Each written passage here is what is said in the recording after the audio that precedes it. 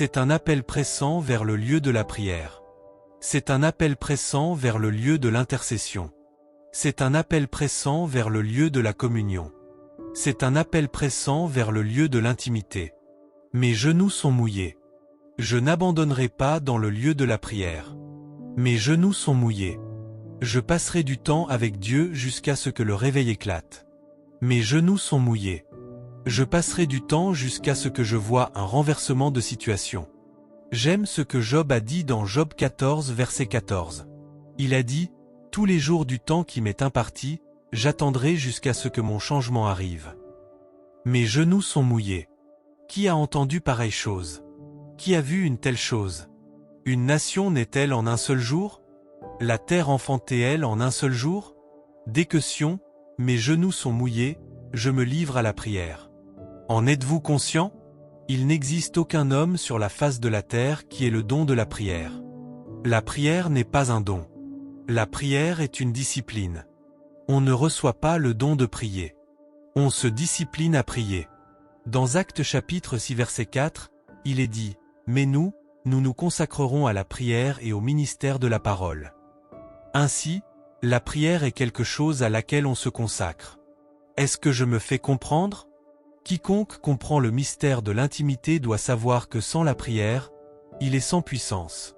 Ils dirent à Daniel, « Daniel, nous n'avons aucun problème avec toi, mais tu ne dois pas prier pendant seulement un mois.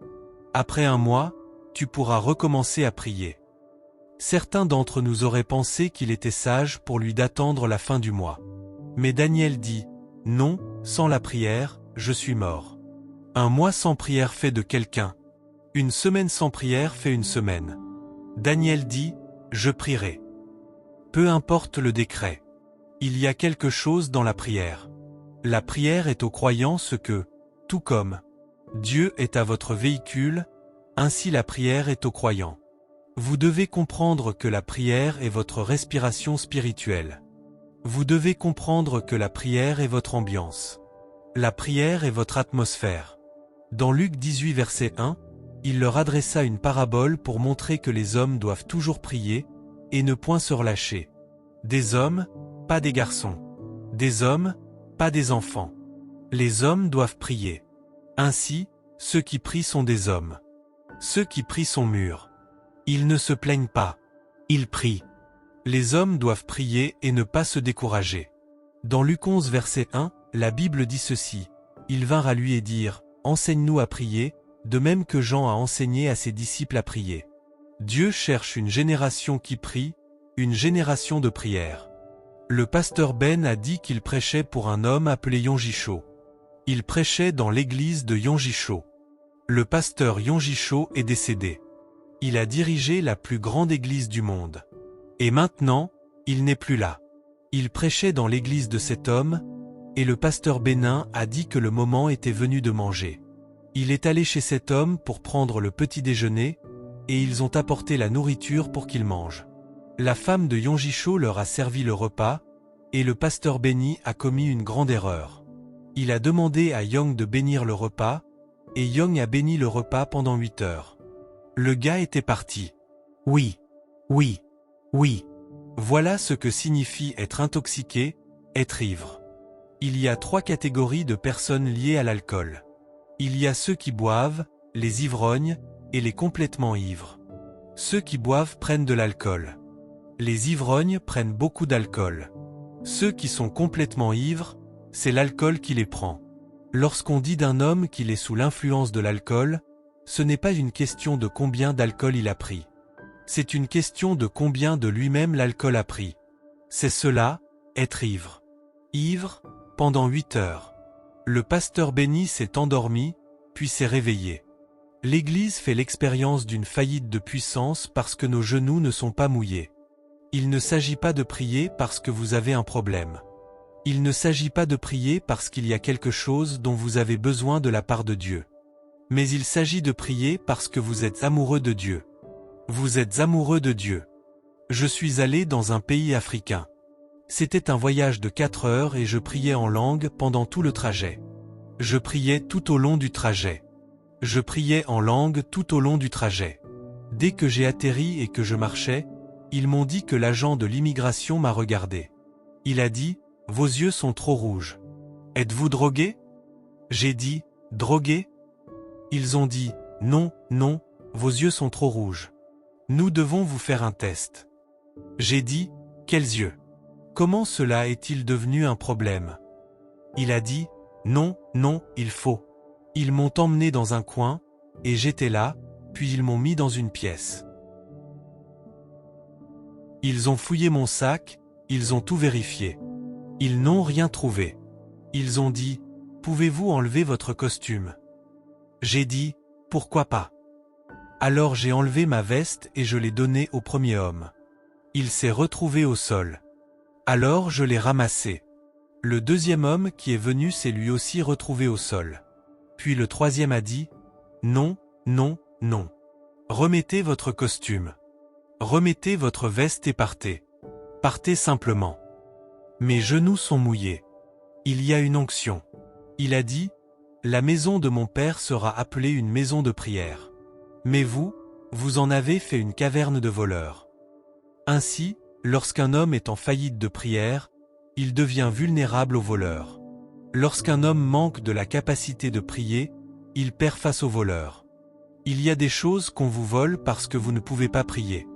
Il y a des choses qu'on vous dérobe. Maison de prière, mais vous en avez fait une caverne de voleurs. Matthieu 21 verset 13, vous en avez fait une caverne de voleurs. Lorsqu'un homme refuse de prier, des choses lui sont volées. Mes genoux sont mouillés. Mes genoux sont mouillés.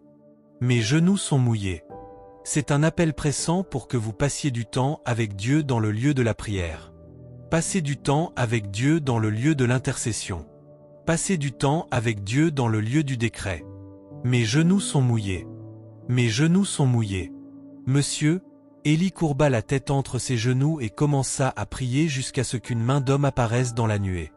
Une membre de mon église était dans un magasin, dans un supermarché, lorsqu'on lui a annoncé que sa fille s'était effondrée et était morte, et qu'ils emmenaient la jeune fille à la morgue.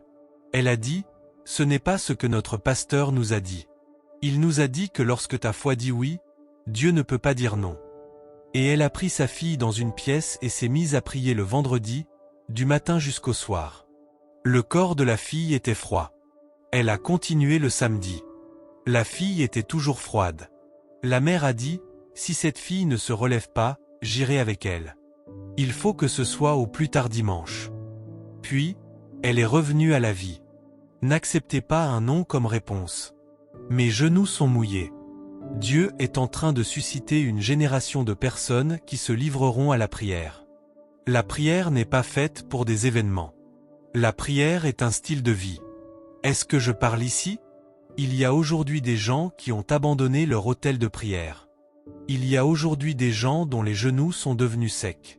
Mais Dieu dit que, dans les prochaines minutes, lorsque nous commencerons à intercéder, vos genoux seront mouillés. Oh, Chandanda, peu importe ce que l'ennemi a fait. Êtes-vous conscient qu'au sujet de Jésus, la Bible dit que Satan l'emmena sur une haute montagne, dans le désert, pour être tenté? Et dans ce même Luc chapitre 4, il est dit que Satan le quitta. Ainsi, Satan l'emmena, puis Satan le quitta. Donc, peu importe ce qui vous a emporté, cela vous quittera. J'ai dit, cela vous quittera. Mes genoux sont mouillés. Dites à quelqu'un, mes genoux sont mouillés. L'onction de prière est sur moi. L'onction pour prier est sur moi. Mes genoux sont mouillés. L'onction pour l'intercession est sur moi. Mes genoux sont mouillés.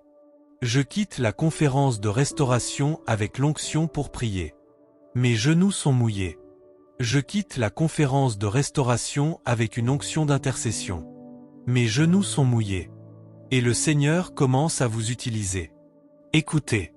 Entendez-moi bien. Dieu commence à vous utiliser dans des dimensions qui sont étranges. Voilà ce que... Écoutez. Écoutez. Un homme était dans sa maison. Il a donné à sa femme une somme d'argent à garder. Beaucoup d'argent. Et l'argent avait disparu. Il y avait une crise pour 160 000 €, et l'argent avait disparu. Il dit à sa femme, « Pourquoi ?» Et sa femme répondit, « Je ne le trouve pas. » L'homme s'est mis en colère et il y a eu une crise. Il ne savait pas quoi faire. Moi, j'étais en train de conduire la prière « Wonder Without Number » le matin. J'en suis arrivé à un moment où j'ai commencé à parler en langue. L'homme a dit que je parlais sa langue. J'ai mentionné le nom du voleur. J'ai mentionné comment le voleur avait dérobé l'argent. Je priais en langue. J'ai vu cela bien des fois. Quand je prie en langue, on vient me dire « Tu as parlé tel ou tel dialecte ». Il a dit « Tu as parlé notre dialecte ». Tu as appelé mon nom en disant qu'il y avait une crise dans ma maison. C'était mon nom traditionnel. Il y a une crise dans ma maison. Cet argent, ce n'était pas ma femme. Voici qui a volé l'argent. Voici où il a caché l'argent. C'était dans sa chambre, et il avait la clé. Alors je n'ai pas attendu. Je ne t'ai pas laissé finir. J'ai défoncé la porte. J'ai pris la somme. Je parlais en langue, du moins cela me semblait être des langues, mais le Saint-Esprit avait pris le contrôle de mes facultés. Vous voyez, lorsque vous vous livrez à la prière, les profondeurs de votre être deviennent souples pour l'esprit. Il y a beaucoup d'entre nous aujourd'hui qui sommes trop rigides, parce que nous ne comprenons pas comment entrer simplement dans le lieu de la prière. Écoutez-moi, enfants de Dieu. Parvenez au point où vous ne priez pas seulement parce qu'il y a un besoin. Cela est trop élémentaire, trop primitif, trop basique, trop enfantin. Cela te maintient perpétuellement petit, limité et insensé. Il est temps pour toi de prier parce que tu aimes le Seigneur.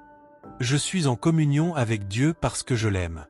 Et il dit, l'eau monta des genoux jusqu'aux reins.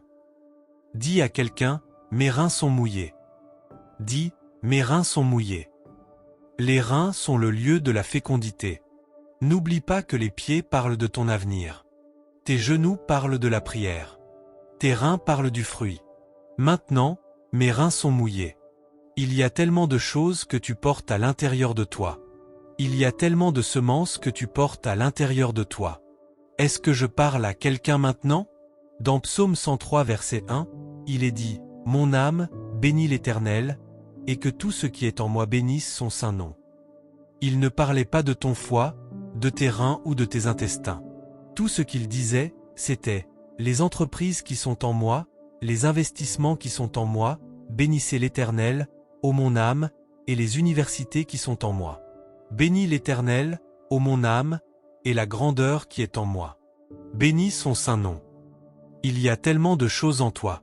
Lorsque Dieu créa l'homme à son image, à sa ressemblance, cela aurait déjà suffi pour qu'il s'arrête là. Mais Dieu dit, « Je sais que tu es à mon image. Je sais que tu es à ma ressemblance, mais sois fécond. Remplis la terre. Assujettis-la. » Dieu est en train de dire, « Même si tu as mon image, sans la fécondité, mon produit est discutable. Même si tu as mon image, sans la fécondité, sans la domination, mon produit est discutable. Sois fécond. » Si tu lis Marc 11, Jésus rencontra un arbre, et tu connais l'histoire. Il rencontra un arbre qui n'avait que des feuilles sans fruits. Il y a des personnes qui sont des feuilles sans fruits, diplômées mais sans emploi, des feuilles sans fruits. Connectées mais sans résultat, des vies sans fruits. Ointes mais non reconnues, des vies sans fruits. Au caractère solide mais en difficulté, des vies sans fruits. Et Jésus l'a vu. Et Jésus l'a maudit en disant, « Que jamais personne ne mange de ton fruit. » Jésus vit l'arbre dans Marc 11 verset 13. Et au verset 14, il lui répondit, « Qui répond à un arbre? À ma connaissance, en langue anglaise, on ne répond qu'à ce qui nous a parlé. » Jésus vit que l'arbre n'avait pas de fruits et il répondit, « Parce que tout ce qui te rend stérile remet Dieu en question. Tout ce qui te rend stérile défie Dieu, et Dieu répondra. Tout ce qui te rend infructueux confronte Dieu, et Dieu répondra. » Et la Bible dit que Jésus déclara, « Que jamais personne ne mange de ton fruit, parce qu'il n'avait aucun fruit à lui offrir. » Personne n'en tirait bénéfice. Si tu es sans fruit pour Dieu, tu es inutile pour les hommes. Si tu es sans fruit pour Dieu, tu es inutile pour les hommes. Car le fruit commence par porter du fruit pour Dieu, porter du fruit devant Dieu. Il y en a parmi vous, sous le son de ma voix, écoute ceci, quelque chose couvre ton originalité. Quelque chose couvre ta grandeur. Quelque chose affecte tes reins. Rien, rien de tangible. Et tu regardes simplement la vie passer. Rien de tangible. Toutes ces années, tu n'as rien de tangible à montrer pour tes années d'existence. C'est comme s'il y avait transition sans célébration. C'est comme si tu existais simplement sans vraiment vivre. Il n'y a pas grand-chose que tu puisses présenter. Tous tes efforts, tout ton travail, les résultats que tu vois ne sont pas à la mesure de ton labeur. Mais à partir d'aujourd'hui, tes reins sont mouillés. Dieu dit que tu es sur le point de commencer à produire. Tu es sur le point de porter du fruit. Tu es sur le point de porter du fruit. Tu es sur le point de porter du fruit. Dieu est sur le point d'intervenir en ta faveur. Le ciel est sur le point d'intervenir pour toi. Le ciel est sur le point d'intervenir pour toi. Le ciel est sur le point d'intervenir pour toi. Le ciel est sur le point d'intervenir. Dis à quelqu'un, mes pieds sont mouillés. Mes genoux sont mouillés. Mes reins sont mouillés. Il dit, et l'eau monta jusqu'à la tête. Dis à quelqu'un, ma tête est mouillée. Es-tu conscient que ta tête parle de ta gloire? Ta tête parle de ta couverture. Ta tête parle de ton honneur. Il y a aujourd'hui des personnes dont la gloire a été altérée. Nous avons entendu le témoignage que le pasteur partageait au sujet de cette femme. Comment la vie de quelqu'un peut-elle être contrôlée par un arbre? Chaque fois que l'arbre fleurit, elle perd son mariage. Chaque fois que l'arbre fleurit, ses enfants la quittent. Quand l'arbre se dessèche, ses enfants reviennent vers elle. C'est quelqu'un dont la gloire a été altérée. Est-ce que je parle à quelqu'un ici? Tu ne peux pas faire semblant. Nous ne sommes pas en Amérique. Nous ne sommes pas américains. Tu peux changer ton nom en Spencer si tu veux. Les démons du Kenya savent que tu es Karuno. Est-ce que je parle à quelqu'un ici? Change ton nom en Monsieur Spencer, ils te connaissent. Est-ce que je parle à quelqu'un ici? Est-ce que je parle ici? Est-ce que je parle à quelqu'un ici? Il dit, non, apôtre, j'ai quitté cet endroit. Je m'appelle maintenant Anastasia. Et les démons rient. Ils disent, regarde celle-ci, mal se fait appeler Anastasia. Est-ce que je parle? Ils te connaissent. Il faut être très intelligent pour comprendre cela. Je leur ai dit ceci. J'avais une conférence, et tout le monde disait, la parole, la parole, la parole. J'ai dit, je suis un étudiant de la parole. J'ai lu la Bible 51 fois, de la Genèse à l'Apocalypse, mot pour mot. J'ai lu la Bible en hébreu. Je l'ai lue en grec. Je la connais. Il y a beaucoup d'entre nous qui sommes pasteurs. Nous connaissons la Bible, mais nous ne connaissons pas l'Écriture. Ce sont deux choses différentes. Et la Bible n'est pas l'Écriture. L'Écriture, c'est comprendre ce qui est écrit dans la langue originale. Permettez-moi d'expliquer. Le problème que nous avons aujourd'hui dans la doctrine vient des traductions. Si vous parlez, est-ce le swahili que vous parlez ici? Si vous dites quelque chose à un Américain en swahili et qu'il vous demande de le dire en anglais, combien d'entre vous savent que, dans votre interprétation, l'impact diminue? Vous ne comprenez pas ce que je dis. Quand on vous demande de le dire en anglais, vous dites « Comment est-ce que j'explique cela maintenant ?» Vous essayez d'expliquer, mais la force du message diminue. C'est exactement ce qui s'est passé lors de la traduction en anglais. Il y a certaines choses qui ont été perdues. Si vous retournez au contexte original, vous ne serez pas trompé. Et il disait « Ce n'est que ». Et je leur ai dit « Écoutez, je suis allé en Amérique plusieurs fois. Nous avons plus de 50 églises en Amérique. J'aime l'Amérique. Mais la vérité, avec tout le respect que je vous dois, c'est que les démons en Amérique sont très sympathiques. Les démons en Amérique sont informatisés, très compréhensifs. Ils ne vous empêcheront pas d'avoir un enfant. Ils vous laisseront avoir un enfant, ils attacheront simplement cet enfant à la drogue. Vous voyez, les démons en Afrique sont très bruts et très expérimentés. Les démons américains, la Bible dit dans Genèse chapitre 3, le serpent était le plus rusé. Les démons africains, Apocalypse 12, le dragon. Alors, pasteur, ce qui produira un impact dans ce pays, ce n'est pas « pense et deviens riche ». Ce n'est pas cela. Je vais dans certains endroits maintenant, je regarde la table, je vois des bonbons, je dis « merveilleux » et de l'eau. Vous êtes gentil. Au Nigeria, on donne des bonbons sur l'autel. À l'église, vous prenez des bonbons, vous prenez du thé. Est-ce une église ou un club? Parce que vous voulez mettre les gens à l'aise, vous leur donnez ce qu'ils veulent. Enfants de Dieu, notre marche avec Dieu ne dépend pas des gens, elle est conduite par l'Esprit. Laissez les gens prier. Vous prenez du thé, et à la fin, vous allez derrière l'église et vous voyez toutes sortes de collations. Merveilleux! Merveilleux! Si ce sont les collations qui attirent les gens à l'église, ils iront dans une autre église lorsqu'ils verront de meilleures collations. Est-ce que je parle à quelqu'un ici? Non. Si c'est ce que vous faites, je ne vous condamne pas. Je vous aime, et je vous dis simplement la vérité. Moi, je ne le ferai pas. C'est personnel. Je ne le ferai pas. Si vous le faites, que Dieu vous bénisse. Continuez à leur donner à manger. Mais je vous dis la vérité, monsieur. Il arrive un moment où les gens veulent la réalité. Les gens veulent connaître Dieu. Mes pieds sont mouillés. Mon avenir est assuré.